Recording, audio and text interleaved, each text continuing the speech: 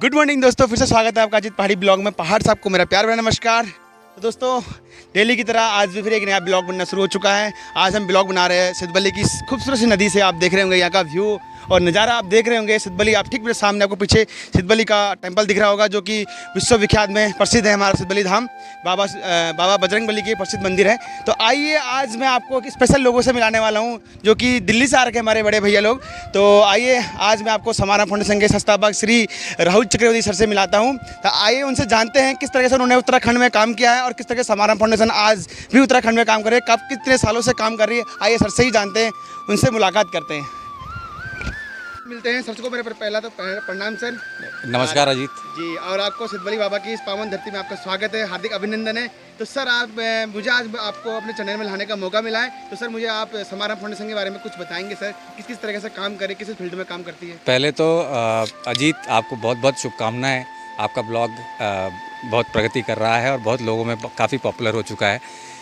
जो Google analytics या आपके यूट्यूब के एनालिटिक्स दिखाते हैं, आपके नंबर्स बहुत अच्छे हैं, आपके सब्सक्राइबर्स भी बहुत अच्छे हो गए। और मैं चाहूँगा कि इस ब्लॉग के माध्यम से कई लोग तक पहुँचें आप और अपने अच्छे कार्यों को वहाँ तक पहुँचाएँ।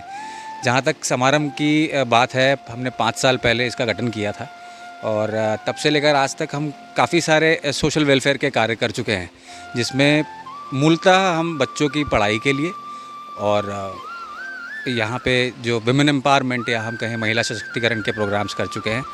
हमने कोटद्वार में भी करीबन 3-4 और इससे जुड़े हुए कुछ क्षेत्रों में विकास का कार्य किया है, जिसमें मूलतः स्कूल के बच्चों को जो मूलभूत सुविधाएं हैं, जैसे किताबें, school bags, uniform, school shoes, ये चीज़ें मुहैया कराई हैं। और आगे भी हमारी ये प्रक्रिया जारी है और हम ऐसा ही और भी आगे करते रहेंगे। आज इस बार यहाँ पे वापस आने का पहला कारण तो शायद सिद्धबली बाबा का बुलावा है, और दूसरा कारण है कि हम यहाँ से जुड़े हुए कुछ और क्षेत्रों को, जैसे करें कि वाइब्रेंट विलेजेस जो प्रोग्राम चल रहा है, उसके तहत हमारा क्या उसमें योगदान हो सकता है, उस चीज़ के लिए हम आए हैं। और कोशिश करेंगे और आशा करेंगे कि यहाँ के लोग भी हमें सहयोग जैसे उनसे हमें पहले प्राप्त होता रहा है, अब भी प्राप्त हो।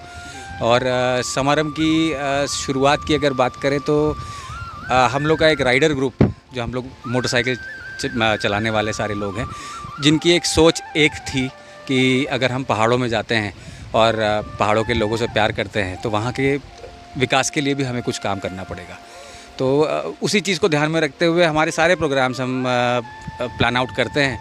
और जैसा कि आप हमारे वेबसाइट पे या हमारे फेसबुक पेज के थ्रू जो अजीत आपको शेयर करेंगे, उसके माध्यम से आप जान सकते हैं कि समारंभ ने क्या क्या काम किया है अभी तक और आगे के हमारे क्या प्रोग्राम्स हैं। सर, कितने साल हो गए लगभग आपका समारंभ फाउंडेशन में काम करते? जी, अब पूरे 5 साल हम कंप्लीट कर चुके हैं और हम फुल्ली कंप्लाइंट एक एनजीओ हैं, जिसमें हमारे पास सारे सर्टिफिकेशंस जो भारत सरकार द्वारा मांगी जाती है एक एनजीओ द्वारा, वो हमारे पास सब कुछ है। और हम कोशिश कर रहे हैं कि हम मतलब अपना लेवल एक बना के चलें, जिसमें हमने अच्छा काम किया है, और उस लेवल को हम ऊपर ही बढ़ा के चलें। Thank you so much sir, आपसे मिलकर अच्छा लगा। और आपकी जो सोच है सर, जैसे ये युवा की जो सोच होती है ना, इस टाइम जो हमारा जो आपका एज है, एज के अकॉर्डिंग सर इस टाइम कोई सोशल वर्क नहीं करता, बहुत कम लोग करते हैं। और हमने आपसे प्रेरणा ली है, मुझे भी आपसे बहुत प्रेरणा मिलती है कि सर जब आप मेरे बड़े भाई लोग ऐसे काम कर सकते हो, हम भी क्यों ना करें। अजीत, आप वही काम कर रहे हैं। आपसे हमें पहले भी बहुत सहयोग मिला है और हमें उम्मीद है कि आपसे ये सहयोग हमें हमेशा मिलता रहेगा। आप जो काम कर रहे हैं आपकी एज में, इस एज में, वो काबिल तारीफ़ है। और ये जो आपने जो ब्लॉग के माध्यम से लोगों तक पहुंचना स्टार्ट किया है, मुझे लगता है बहुत अच्छा तरीका है किसी को भी ये जागरूकता के लिए। और दूसरी चीज़ कि उनको आप प्रेरित करें कि अच्छा काम करने की कोई उम्र नहीं होती, चाहे आप 18 साल के हों या 81 साल के, आपको किसी भी समय ये काम करने में हिचक नहीं होनी चाहिए कि मेरे अपने लोगों के लिए, अपने भारतवर्ष के लोगों के लिए या अपने गाँव के लोगों के लिए मैंने कुछ अच्छा काम किया।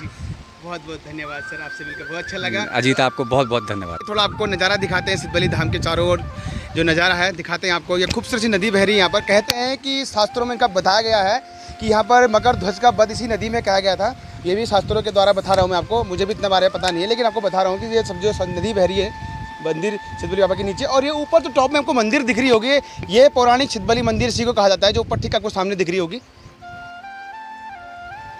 आइए आज मैं उन सर से मिलाता हूँ आपको जो उत्तराखंड से बिलोंग करते हैं, हमारे पास्ता गांव से, और दिल्ली में रहते हुए हमारे उत्तराखंड के लिए बहुत सारे कुछ सोचते हैं और हमारे उत्तराखंड के लिए कर रहे हैं। काफ़ी 3-4 सालों से मैं लगातार देख रहा हूँ सर को कि हमारे उत्तराखंड के लिए उन्होंने जी जान से काम कर रहे हैं शिक्षा और स्वास्थ्य और प्लान पर। तो आइए सर से मिलते हैं, आज श्री मयंक खंतवा सर से मिलते हैं, आपको मिलाता हूँ। आज मेरे सौभाग्य की बात है मेरे लिए कि आज मुझे सर से मिलाने का आपका मौका मिला और पहली बार मैं अपना यूट्यूब चैनल में सर को ले रहा हूँ। तो आइए सर से आज तो मेरे चैनल मिलते हैं, किस तरह से उत्तराखंड के लिए काम कर रहे हैं। और मैं बता दूं कि सर की पढ़ाई हमारे उत्तराखंड कोटद्वार से ही हुई है, तो सर की तो बात ही कुछ हो रहे थे। आइए सर से ही जानते हैं किस तरह से उन्होंने यहाँ पर पढ़ाई करी है और किस तरह से वो काम करते हैं उत्तराखंड के लिए। श्री मयंक खंतवा सर जी आप बताएंगे थोड़ा सा समारंभ फाउंडेशन के बारे में, किस तरह से आपके उत्तराखंड कोटद्वार में पढ़ाई हुई है, किस तरह पढ़ाई के दौरान आपने एक समाज सेवा का काम सोचा जो मन में आया आपका। सर्वप्रथम तो मैं कोटद्वार की सारी जनता को प्रणाम करना चाहता हूं और उत्तराखंड की मातृशक्ति को मेरा कोटि कोटि प्रणाम है, जिनकी वजह से आज उत्तराखंड बचा हुआ है। मेरा नाम मयंक खंतवाल है। जैसे आप जानते हैं मैं उत्तराखंड के कोटद्वार का ही रहने वाला हूं, यहीं मेरी स्कूलिंग सब कुछ यहीं हुआ है। बाकी और युवाओं की तरह मैं भी रोज़गार की तलाश में दिल्ली चला गया था, लेकिन वहाँ जाकर जब हमने नौकरी करते करते देखा कि वहाँ के लोग पहाड़ों के प्रति कितने ज़्यादा आकर्षित होते हैं और सभी यहाँ पे कुछ ना कुछ करना चाहते हैं। तो हमने एक ग्रुप फॉर्म किया। राइडिंग करते हुए हम बहुत जगह जाया करते थे, पर लेकिन हमारे दिमाग में आया कि हम जाते हैं केवल अपने लिए, उस जगह के लिए हम क्या कर सकते हैं, क्या हमारे जाने से वहाँ इम्पैक्ट आ सकता है। ये सोच के हमने छोटे छोटे कुछ प्रयास शुरू किए जो कि बाकी काफ़ी बड़े होते चले गए। इसमें हमें बहुत सारे लोगों का सहयोग मिला, उन सबको मैं आज आपके माध्यम से धन्यवाद देना चाहता हूँ, जिनकी वजह से ये बड़े बड़े कार्य हम कर पाए।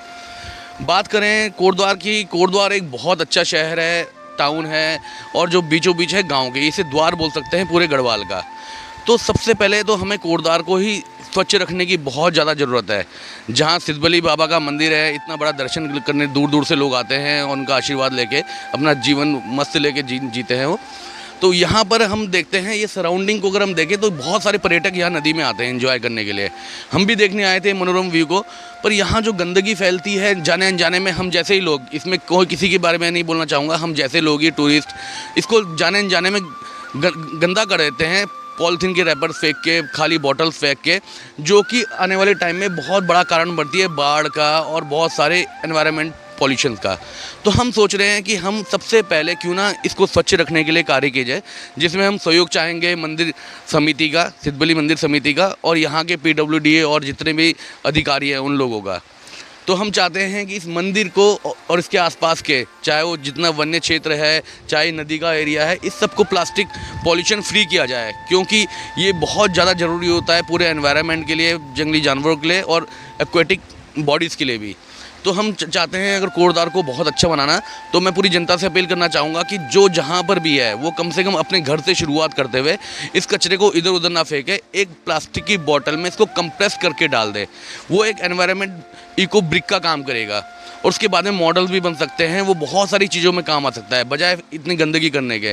तो अजीत के थ्रू मैं आप सब लोगों को, अजीत पहाड़ी UK 15 जो इसका चैनल है जो काफ़ी पॉपुलर होते जा रहा है, मैं आप सब लोगों को बोलता हूँ, आप सब लोगों का आह्वान करता हूँ, सब लोग आगे आइए और समारंभ की इस मुहिम का हिस्सा बनिए।